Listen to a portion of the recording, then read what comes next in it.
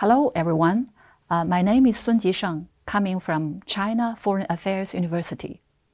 Welcome to our course on Understanding Contemporary China.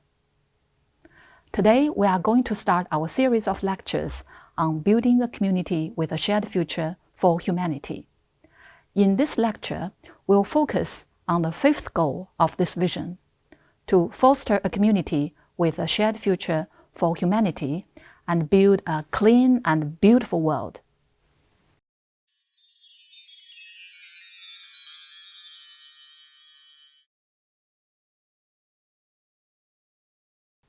In an era of rapid globalization, we human beings are facing a stark dilemma, with dazzling achievements in science, technology, and development. We also face escalating environmental crises all the time. Forests are razed at an alarming rate, oceans are choked with plastic debris, and the air bears the scars of industrial emissions, while nations grapple with disparate priorities and interests. Such a situation not only exacerbates ecological degradation, but also undermines the shared future for humanity. Building a clean and beautiful world is no longer a lofty ideal. It has become an existential imperative. How to protect the Earth, the only home for humanity? How to balance environmental protection and economic development? In this regard, China has repeatedly emphasized that the Earth is the only home for humanity, and it requires joint efforts to protect it. As the famous saying goes, the going is difficult when doing it alone. The going becomes easier when doing it with many others. In the era of economic globalization, human society, with more than 7 billion people, is like being in more than 200 cabins of the same big ship, and all must pull together in the same boat. Only by carrying out global actions and through global cooperation can the path of global ecological civilization be stable and sustainable.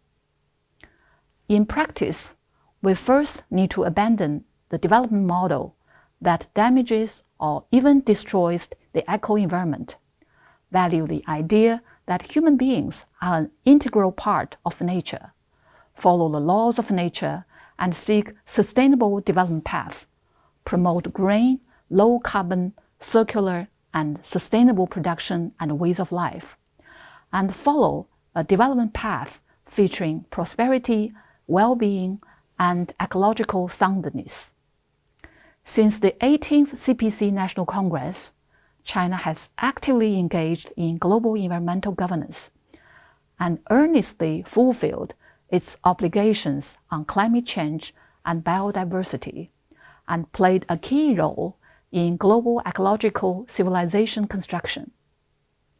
Under the BRI framework, China has advocated to establish the BRI International Green Development Coalition. China has taken concrete measures to promote the conclusion, signing, and implementation of the Paris Agreement, from successfully hosting the first stage meeting of the 15th Conference of the Parties to the Convention on Biological Diversity, and to releasing the Kunming Declaration to support the ecological protection of developing countries. Over the past 10 years, China has injected strong impetus into strengthening global climate and environmental governance with tangible green actions, and has become a leading force in the global environmental protection. China actively fulfills its responsibilities in global climate governance, firmly implements the United Nations Framework Convention on Climate Change and its Paris Agreement, and has put forward the dual carbon goals in 2020, striving to achieve carbon peaking before 2030 and carbon neutrality before 2060. To achieve these goals, China has formulated the action plan for carbon peaking before 2030, refining emission reduction pathways for key sectors such as energy, industry, and transportation. At the same time, China has encouraged enterprises to reduce carbon emissions, actively carrying out green technological innovation and making many breakthroughs in this regard. Through the International Green Development Coalition, under the framework of the BI, China has shared new energy construction experience with countries along the route and assisted in building green projects such as solar power plants and wind power plants, demonstrating the responsibility as a major country with practical actions and contribution to deal with climate change and promote sustainable development. China actively promotes the innovation of the global ecological governance system and plays a leading role in the implementation of the Kunming-Monterey Global Biodiversity Framework.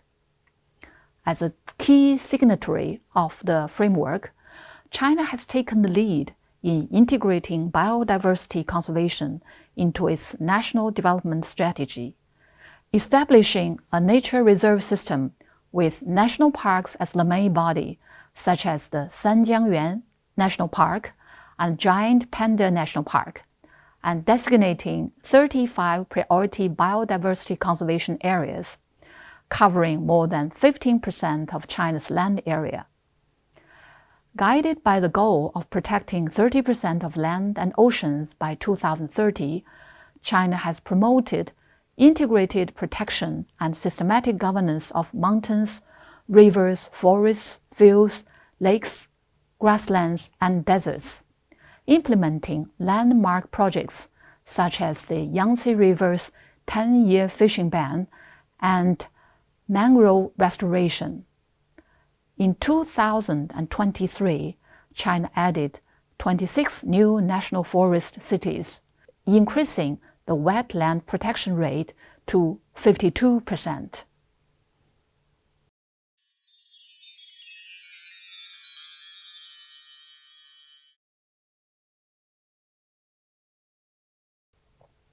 There are many success stories showcasing China's effort in protecting ecological environment. In March 2020, a family of 16 wild Asian elephants left the Xishuangbanna National Nature Reserve, where they had lived for a long time, and embarked on the long journey. They marched all the way north, attracting global attention.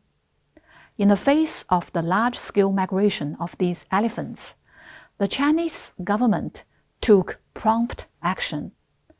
The National Forestry and Grassland Administration immediately dispatched expert teams to the scene. A comprehensive campaign to protect the elephants and ensure the safety of the people was launched. People stood guard day and night, monitored every move of the elephants around the clock, and accurately judged their activity routes. To avoid direct contact between the local people and elephants and ensure public safety, government departments promptly evacuated residents from where the elephants might pass through and managed the traffic in advance. Considering the elephants' dietary needs, the guiding team also distributed food to ensure that the elephants had enough to eat and would not get stranded during the migration. Throughout this northward journey, the local people showed touching tolerance and care. The elephants trampled crops and damaged houses wherever they went, but the residents did not complain. On the contrary, they tried to make way for the elephants and even voluntarily fed them, offering the warmest care to the herd. After a period of northward movement, the elephants finally began to head south. In August 2021, the herd successfully returned to their habitat. Thus, this northward and southward journey of the elephants, which lasted more than a year and covered over 1,300 kilometers, came to a successful end. The story of this elephant's journey north is a vivid manifestation of China's protection of ecological diversity, demonstrating people's firm determination and achievements in ecological civilization construction, painting a picture of harmonious coexistence between humans and nature.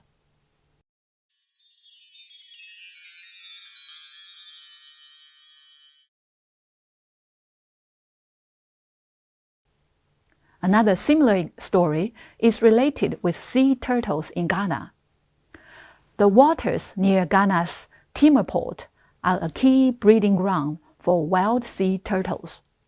However, due to increasing human activities, for a long time, only 3 species of sea turtles remained along Ghana's coast, all of which were critically endangered. In July 2016, China Harbour Engineering Company arrived in Ghana to expand the building of Timor port. To avoid any impact of construction on sea turtle breeding, and following the guidance of local turtle experts, a sea turtle hatchery was established in November 2017 on the beach near the construction area, replicating the natural hatching environment of sea turtles. The hatchery can accommodate up to 10,000 sea turtle eggs for one-time incubation. It's equipped with sea sand suitable for turtle hatching, with different sand pits dug and filled based on the hatching habits of various turtle species. And labels are placed to indicate the incubation duration and dates. The project team also formed a turtle guard team who patrolled the beach in shifts 24 hours a day. They collected wild sea turtle eggs from nearby areas and brought them to the hatchery for incubation. Once the baby turtles naturally broke out of their shells, they were released into the sea at Sankumono Beach, a site selected after expert evaluation. By June 2021, the sea turtle hatchery had collected a total of 21,684 turtle eggs, successfully hatched and released 17,087 turtles, with a hatching rate of 78.8%, far higher than the 10% to 20% rate under natural conditions. In addition, the project team has popularized knowledge of ecological and environmental protection through public lectures and guided visits, inspiring the environmental protection enthusiasm of local residents.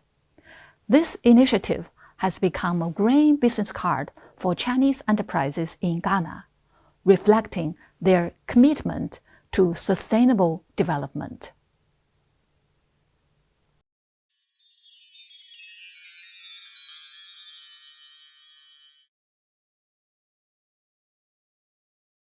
Building on these success stories, China has strengthened its efforts in building a clean and beautiful world.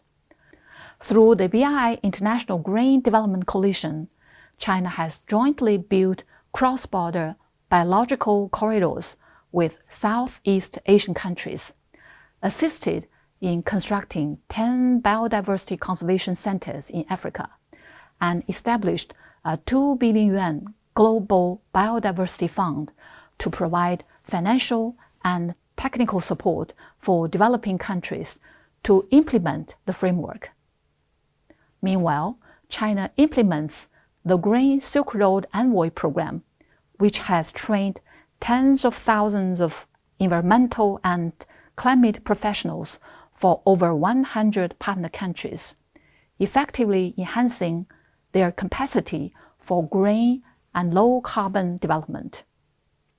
Additionally, China actively carries out low-carbon demonstration zone projects and capacity-building activities, launching a series of low-carbon initiatives in countries such as Seychelles, Cambodia, and Laos. As a China-Laos BRI cooperation project, the Laos Saseta Development Zone has achieved remarkable results in building a model of low-carbon environmental protection. New energy buses, trucks, and other vehicles have been introduced for transportation. All new bus routes use new energy vehicles, reducing carbon emissions by about 1,243 tons annually. And new energy trucks meet most of the transportation needs. For lighting, a large number of solar LED street lamps have been installed. For water resource utilization, a water circulation system composed of underground comprehensive pipelines is used for automatic irrigation with reclaimed water. At the same time, the Chinese government has carried out training programs to enhance the low-carbon technical capabilities and awareness of local people.